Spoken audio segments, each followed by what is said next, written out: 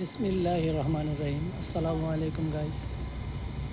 এটা হইল আমাদের সেই বিশ্ববিখ্যাত মধু, পদ্মমধু। ঠিক আছে, আমি মোহাম্মদ ফয়সাল, মধুপকের বাসা কাটি মূলত এই যে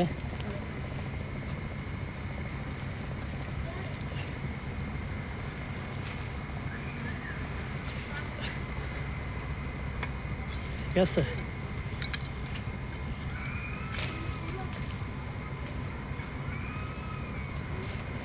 এখন হইল এই যে মধু, যে ফুলা জায়গাটা, এই যে ফুলা জায়গা, এগুলো হইল গিয়া মধু। ঠিক আছে গাইস, আসসালামু আলাইকুম। এই তো